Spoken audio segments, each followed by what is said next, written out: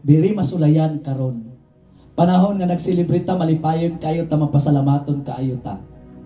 Karon nga wala, tan-aw nato kinsa gyud tinuod nga mapasalamaton. Kinsa gyud tinuod nga malipayon. Kay panahon ani karon mo ni kapangitaon sa Ginoo ang atong kasing-kasing kung unsa man, kumusta man ang atong kasing-kasing. Muna mga kaigsuunan na moabot ang mga sitwasyon, mga kaigsuunan, kalisdanan, kapitos, mga dilimay nga sitwasyon, kapangitaon sa Ginoo ang atong maayong kinaiyahan.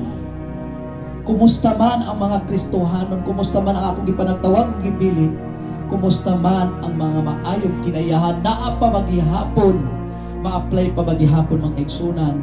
Kapangitaon sa Ginoo ang atong pagkamatarong, kapangitaon sa Ginoo ang atong pagtuo, atong pagsalig mga kaigsuunan sa ato ang Ginoo. Kapangitaon sa Ginoo ang atong pagtuo panahon nga naay mga butang nga dili katuuhan. Mga imposible, mga lisod nga mga sitwasyon, kapangitaon sa Ginoo ang atong pagtuo.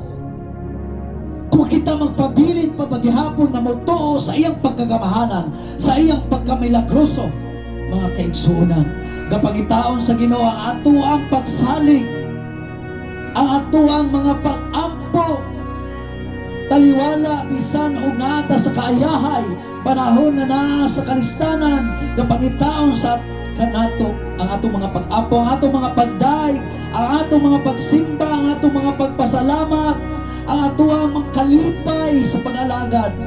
Kapangitaon sa Ginoo, pagitaon sa Ginoo ang panahon na katumihila kita diya sa iyang presensya.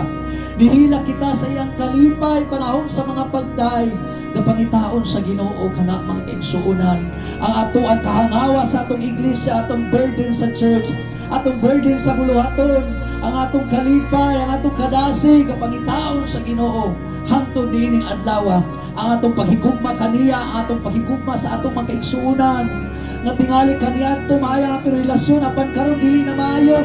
Kapangitaon sa Ginoo ang atong mga paghigugma ngadto kanila.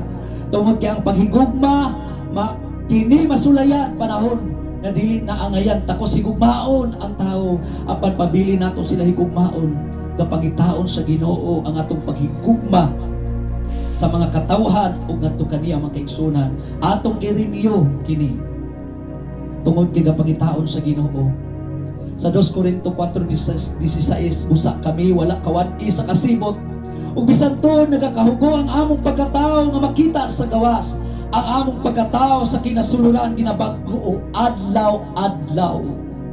Gusto sa Ginoo ang atong espirituhanon na pagkatao mga igsuon.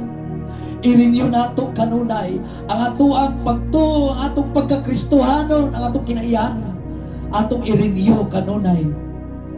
Nataliwala nga daghan na mga sitwasyon nga moabot. Sa Santiago kapitulo 4 bersikulo 5, gimingaw ang Ginoo kanato. Nagadahom ba kamo nga wala lamay hinungdan ang pag-ingon sa kasulatan uban sa pangabubuho siya gimingaw sa espiritu nga iyang gipapuyok sa sulod nato. Kumusta man ang atuang kasing-kasing, kumusta man ang atuang kalipay, ang atong kadasig, ang atong paghigugma, ang atuang mga sakripisyo para sa atuang Ginoo, kumusta man, gimingaw ang espiritu diri sa atuang kinasuluran mga kaigsuunan. Sa Pinadayag kapitulo 2 bersikulo 4 ngadto sa 5, ngani batok kanimo aduna ako'y kasumbong nga mao kini nga imong gibiyaan ang paghigugma nga diha kanimo kaniadto. Tingali adunay pipila kanato nga nawala na ang paghigugma kung sa kadasig kaniadto sa ang kalipay. Basig nga biyaan na mga kaigsuunan kung sa kita ka-active, kung sa ang atuang pagpaningkamot diha sa Ginoo, atong gugma diha sa Ginoo, atong mga kaigsuunan, basig na biyaan na. Mao kini nga ni batok kanimo aduna ako ikasumbong nga mao kini nga imong gibiyaan ang pangigugma nga diha kanimo kaniadto. Busa inom dumidiin kagikan mahulog pag hinulsol og buhatang mga buhat nga imong ginahimo kaniadto. Kay kung dili man anaon ko ikaw, kuhaon ko ang imong kadilirugikan sa iyang dapit. Gawas ko ikaw maghinulsol. Ang atong prayer life, ang atuang espirituhanon nga kinabuhi. Kumusta man